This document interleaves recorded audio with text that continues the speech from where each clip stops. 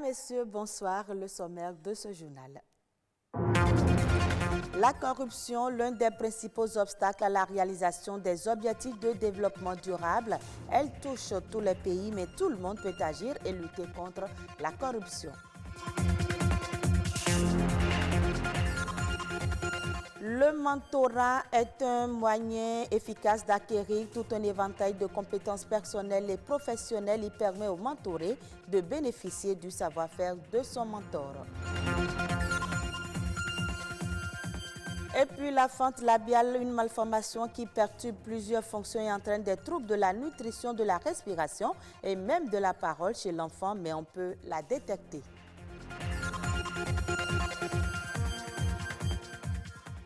La communauté internationale célèbre aujourd'hui la journée de lutte contre la corruption. En effet, le 9 décembre est retenu par les Nations Unies pour sensibiliser contre ce phénomène qui sape le développement économique et social des nations. Il s'agit également de faire prendre conscience de ces méfaits. Au Bénin, la lutte contre la corruption n'est pas de tout repos. Les détails dans cet élément réalisé par Aurélie Sauton. La corruption est un crime grave qui affecte et ralentit les différents secteurs de développement dans les sociétés, à savoir la santé, l'éducation, la justice, la démocratie et bien d'autres encore. Elle implique un abus de pouvoir ou de confiance par une conduite malhonnête ou contraire à l'éthique et mène au gain personnel. Le fléau n'épargne aucun pays et se présente sous diverses formes au Bénin. Des gens ont utilisé dans notre pays des fonds publics comme leurs fonds privés, se sont enrichis sur le dos des pauvres béninois. Et puis, vous savez, les marchés publics, voilà encore un nid de corruption.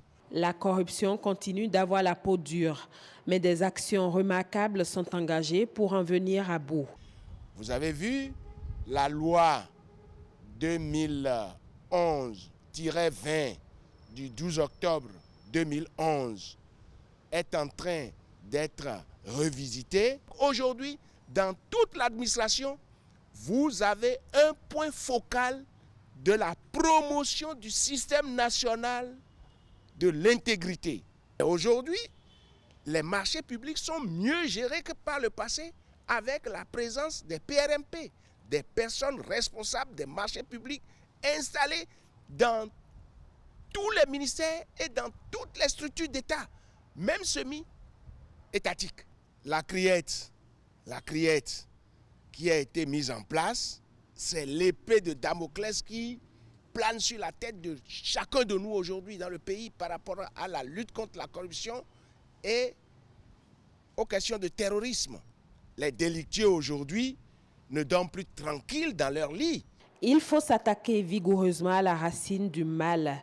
Les organismes en charge du combat contre l'impunité s'investissent surtout dans la sensibilisation et la vulgarisation des tests. Il y a la société civile qui est toujours en train de faire la veille sur ces questions, mais nous attendons maintenant la haute cour de justice qui doit aussi s'activer. Et nous allons toujours interpeller ceux qui doivent prendre le relais, c'est-à-dire la justice et la criette et la haute cour de justice. Une journée nationale de lutte contre la corruption a même été instituée au Bénin et se célèbre chaque 8 décembre, veille de la date retenue par les Nations Unies depuis 2003, année de l'adoption de la Convention des Nations Unies contre la corruption. Pour commémorer cette lutte, l'indice de perception de la corruption dans le monde indique que plus de 68% des pays du monde connaissent un grave problème de corruption. Pour réussir, il faut des sacrifices et des exemples à suivre. Le mentorat, une relation interpersonnelle de soutien, une relation d'aide, d'échange et d'apprentissage dans laquelle une personne d'expérience offre sa sagesse dans le but de favoriser le développement d'une autre. Tout le monde a besoin de mentors pour réussir dans la vie. Entre mentor et mentoré, c'est une relation étroite qui favorise le développement de l'un et expose la fierté de l'autre. Louis Koudogbo, Samson Thiomon et Gloria Oni pour de plus amples détails. Le développement personnel et celui des entreprises préoccupent plus d'un. Le recours à l'aide physique ou morale d'une tierce personne plus chevronnée que soi motive et rassure. Un mentor offre son encadrement, mais aussi son expérience pour aider le mentoré à atteindre des résultats qui suscitent admiration. Très basiquement, n'importe qui a besoin d'un mentor. Du moment que vous êtes dans une démarche d'apprentissage et de croissance personnelle, tant individuelle que professionnelle, on a besoin à un moment donné de plus expérimenté que soi. Le plus important, c'est d'identifier celui qui répond à vos valeurs, celui qui répond à votre aspiration et qui se trouve plus ou moins dans les mêmes domaines que vous. Pour révéler le potentiel et accroître le rendement, certains entrepreneurs font appel à des mentors qui les orientent afin d'éviter certaines erreurs. C'est quelqu'un qui nous aide à identifier les points sur lesquels nous pouvons nous améliorer, à identifier les ressources clés vers lesquelles nous pouvons nous rapprocher et qui nous aide en fait à gravir petit à petit les différentes étapes qui nous mènent au succès. J'ai eu avec mon équipe un mentor tunisien qui, avec son expérience dans l'aide au lever de fonds, nous a aidé aujourd'hui à parfaire notre business plan, à parfaire notre plan financier, à être plus aptes à lever des fonds à l'international. Une relation efficace entre un mentor et son mentoré doit se baser sur la confiance. Aussi, le respect mutuel entre les deux s'impose-t-il en amont. Vous conviendrez avec moi que, afin d'apprendre de quelqu'un, il faut pouvoir créer ce lien, cette relation nécessaire qui fait que vous êtes assez ouverts l'un envers l'autre. Tu es obligé de t'abaisser, d'avoir les postures de quelqu'un qui veut apprendre. En effet, les mentorés peuvent tirer profit des connaissances organisationnelles du mentor. Ce dernier peut également être pour eux une source d'information. Un mentor doit s'assurer par la suite que son mentoré a atteint ses objectifs. Mes mentors m'ont permis d'identifier les points de faiblesse de mon produit, m'ont permis d'améliorer déjà un peu et d'établir un chronogramme d'évolution de ce que j'ai à faire pour que le produit se porte bien. Un mentor peut être physique ou virtuel. Il soutient son mentoré en faisant un suivi régulier de ses résultats. Selon une enquête réalisée en 2017 et publiée sur le site du Figaro, le mentor contribue pour 18% dans la réussite du mentoré.